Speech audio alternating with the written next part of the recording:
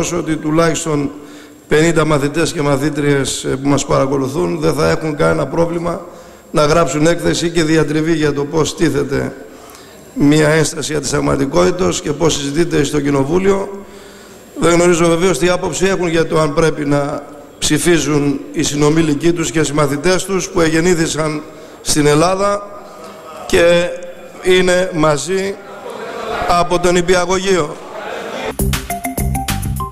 Ευκαιρία με τη συζήτηση αυτή να αποδώσω την πρέπουσα τιμή και αναγνώριση σε πολλές κατηγορίες συνανθρώπων και συμπολιτών μας, αλλογενών και ομογενών, προτείνοντας στο σώμα τις διατάξεις με τις οποίες, κάτω από προϋποθέσεις βέβαια, θα τους απονέμεται από την ελληνική πολιτεία η ελληνική υπηκότητα ως άξιων και ομότιμων πολιτών, είτε για τη συνεισφορά τους στην ανάπτυξη της κοινωνίας και της οικονομίας μας, είτε για λόγους ανθρωπιστικούς και προστασίας της ζωής και της προσωπικότητάς τους.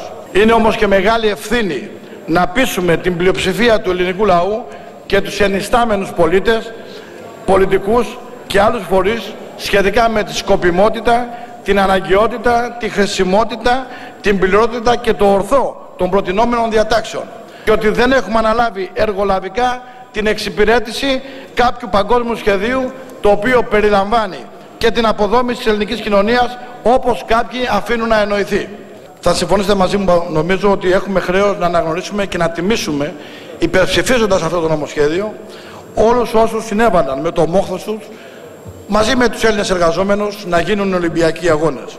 Αυτούς που μάζεψαν και μαζεύουν την αγροτική παραγωγή στην ελληνική περιφέρεια. Αυτές που ανέλαβαν να γυροκομίσουν τους υπερήλικες ή ασθενείς γονείς μας και να αναθρέψουν ως δαντάδες τα Ελληνόπουλα. Αυτούς που στο ΓΙΑΠΗ μαζί με τους Έλληνες εργάτες και μαστόρους συνέβαλαν στην ανοικοδόμηση και την ανάπτυξη του τόπου. Αυτούς που ζωντάνεψαν τα γερασμένα χρονιά της ελληνικής υπαίθρου. Τα παιδιά τους που γεννήθηκαν, ζουν και σπουδάζουν στη χώρα μας. Αυτούς τέλος που δέθηκαν με τη φιλόξενη αυτή χώρα και ενδεχομένως να θέλουν να αποκτήσουν την ιδιότητα του Έλληνα πολίτη με τα δικαιώματα και με τις υποχρεώσεις που αυτό συνεπάγεται. Ότι κανένα θέμα αντισυνταγματικότητας δεν υφίσταται σε καμία από τις διατάξεις του παρόντος νομοσχεδίου που η κυβέρνηση προτείνει στην Εθνική Αντιπροσωπεία προς ψήφιση. Ότι ακριβώς το τελευταίο εδάφιο της παραγράφου 2 του άρθρου 102 του Συντάγματος προσθέθηκε στην αναθεώρηση του 2001 από το Συνταγματικό και Αναθεωρητικό Νομοθέτη ακριβώς για να ανοίξει το δρόμο στην πολιτική συμμετοχή των νομίμων οικονομικών μεταναστών. Στο νομοσχέδιο παρόν, επειδή η πρόταση της κυβέρνησης αφήνει απ' έξω ένα μεγάλο κομμάτι των οικονομικών μεταναστών που ζει στη χώρα μας. Αφήνει απ' έξω την πλειοψηφία των οικονομικών μεταναστών. Με το επιχείρημα της διάσπασης και του διαχωρισμού σε νόμιμους και παράνομους μετανάστες.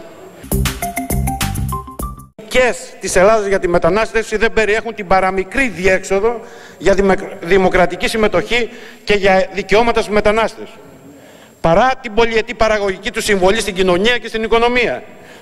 Οι βιωματικοί δεσμοί, ανεξάρτητα από το δίκαιο του αίματος ή του εδάφους, είναι εκείνοι που πρέπει να οδηγούν στην απόδοση δικαιώματος του πολίτη. Το κρίσιμο είναι η διαμονή υπό την έννοια της ένταξης σε μια κοινότητα. Η δύναμη της κάθε κοινότητας βρίσκεται στη βούληση των ανθρώπων να θέλουν να ενταχθούν και να δουλέψουν σε αυτήν. Πρέπει να προβλεφθεί η συμμετοχή των μεταναστών σε διαδικασίες ένταξης, στις πολιτικές διεργασίες οργάνων τοπικής αυτοδιοίκησης, με απόδοση ολοκληρωμένου δικαιώματος του εκλέγεστε.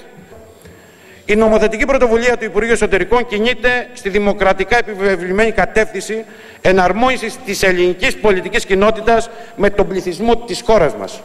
Σκόπιμα τους όρους κάποιοι που δεν έχουν καμία σχέση μεταξύ τους προσπαθούν να προκαλέσουν σύγχυση στους Έλληνες πολίτες, χρησιμοποιώντας αυτούς τους όρους όπως λαός, έθνος, πληθυσμός, κάτοικοι και το κυριότερο απ' όλα νομιμοποίηση μεταναστών, συγχαίω το μεταναστευτικό με αυτό το νομοσχέδιο που συζητούμε σήμερα. Υπερασπίζαμε εξάλλου αρχές τις οποίες διαχρονικά ζυμώναμε και μπολιάζαμε στην ελληνική κοινωνία.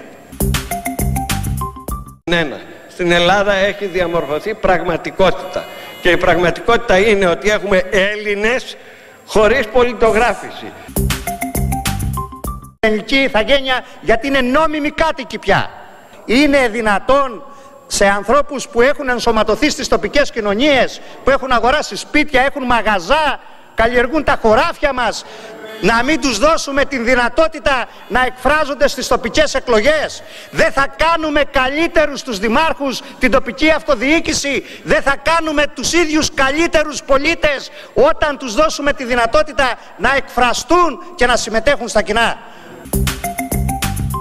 Απ' όλα αγκαλιάζουμε τα παιδιά των μεταναστών που γεννήθηκαν στην Ελλάδα, παρακολούθησαν το ελληνικό σχολείο και θεωρούν τη χώρα μας πατρίδα τους. Θέτουμε όριμα ζητήματα πολιτικής συμμετοχής ομογενών και λοιπόν αλλοδαπών τρίτων χωρών. Αυτοί που θα αποκτήσουν το δικαίωμα του εκλέγην, όπως δείχνουν τα επίσημα στοιχεία και όχι φημολογία, είναι ως ποσοστό αμεληταίο για κάθε Δήμο. Όπως καταλαβαίνετε, υπερψηφίζω το νομοσχέδιο. Πολιτείες, αλλά και άλλα ευρωπαϊκά κράτη στα οποία πηγαίνουμε και ζητάμε βοήθεια, οφείλουν σε μεγάλο βαθμό μεταξύ των άλλων τη δύναμή τους, την ισχύ τους, στο ότι εντάξανε, ενσωματώσανε, αξιοποιήσανε τον μεγάλο πλούτο που μπορεί να φέρουν οι μετανάστες. Καταρχήν, αυτό το νομοσχέδιο δεν νομοποιεί κανέναν. Οι νομοποιήσεις, καλώς ή κακώς, έχουν γίνει μέχρι τώρα 2-3 και έχουμε 500-600 νομιμοποιημένους, νόμιμους μετανάστες, δίνοντας ηθαγένεια καταρχήν στα παιδιά που γεννιούνται εδώ.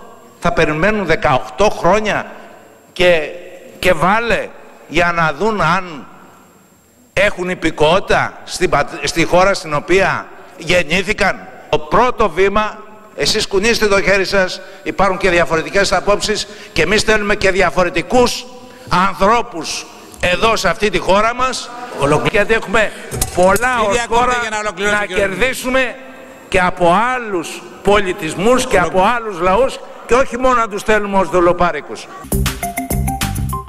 Νόμου που έφερε η κυβέρνηση δυστυχώς δεν αλλάζει το καθεστώς των διωγμών κατά των μεταναστών. Παραμένει ο απαράδεκτος διαχωρισμός σε νόμιμους και παράνομους. Θέλουμε να σημειώσουμε ότι οι όροι που βάζει το σχέδιο νόμου για συνεχή νόμιμη παραμονή για μια πενταετία στην Ελλάδα συγκρούεται με την πραγματικότητα. Οι μετανάστες και οι πρόσφυγες είναι ένα συστατικό στοιχείο της εργατικής τάξης των λαϊκών στρωμάτων της χώρας μας, συμμετέχουν στην παραγωγή του πλούτου και δικαιούνται σύγχρονα κοινωνικά, εργασιακά και πολιτικά δικαιώματα.